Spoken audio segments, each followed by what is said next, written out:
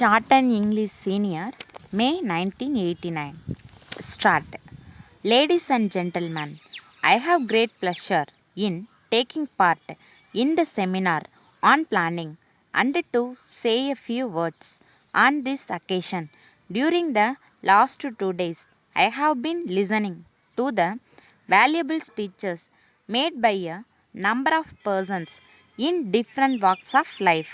First of all, the members who are experienced in the field of education stressed that priority should be given in the matter of allotment of funds for education in order that the future generation of this country could receive the best type of education. They emphasized that only when the people are educated, our country can progress along with the advanced countries of the world. At the same time, the officers of the government who are responsible for the implementation of the schemes pointed out that every year more and more money is set apart under this head, and there is tremendous progress in this direction. My own view in the matter is that in addition to increasing the number of schools and colleges, steps should be taken to improve the quality of education. Then the experts in medicine and public health were of the opinion that only when the citizens are healthy and strong, the nation can achieve the best results in all spheres of activity.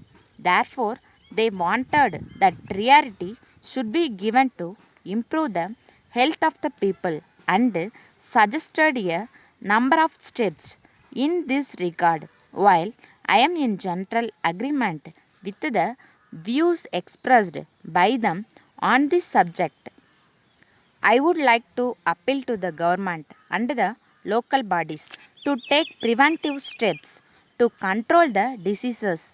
As a first step, the health of the children must be taken care of right from their birth.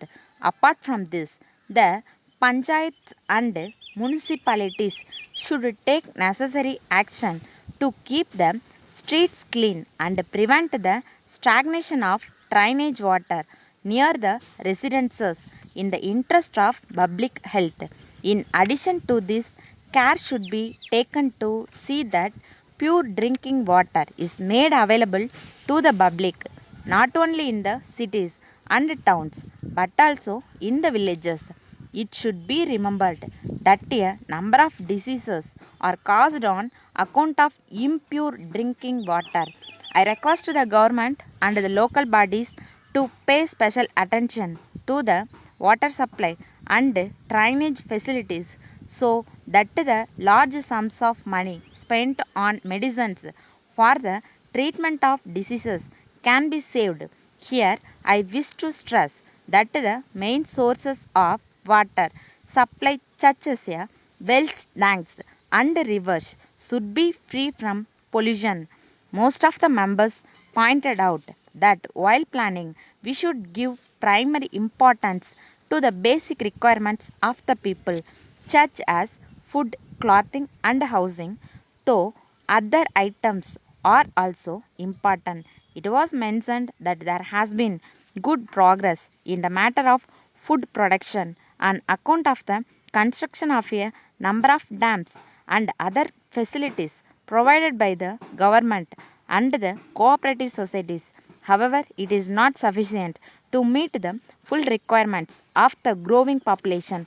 I am of the opinion that while economic prices must be assured to the farmers, taking into consideration the expenses incurred by them for agricultural operations, at the same time, food grains must be supplied to the consumers at a reasonable price. On this occasion, it is worthwhile to remember the words of Bharati, who wanted that one should be deprived of his food and formulate our plans in the best interest of the people. With these few words, I conclude my speech. Letter dated 5th October 1980 from Messrs. Jacob and Company, 10 Gandhi Road, Belur, to Messrs. Maruti and Company, 4 Bajar Road, Madurai. Dear Sirs, please refer to our letter dated 22nd September 1980, in which we had requested you to send us silk sarees to the value of rupees 20,000. We regret that the goods have not been received by us so far. It is also surprising that you have not even acknowledged the receipt of our letter. In this connection, we would like to inform you that in our letter, under reference, we had requested you to send us at an early date different varieties of silk sarees with attractive designs. We had also mentioned in that letter that the goods are required for sale to our customers during the Diwali season. As the festival is fast approaching, we shall be glad if you can kindly arrange to supply us the items required by us without any further delay. We know that you will be busy with a large number of enquiries at the present time. However, we shall be grateful if you will kindly give priority in our cases, taking into consideration the long standing business connection between us. We enclose here with a check for rupees 10,000 towards advance for the above order, and shall be pleased to pay you the balance amount immediately on receipt of the goods. Thanking you, yours faithfully.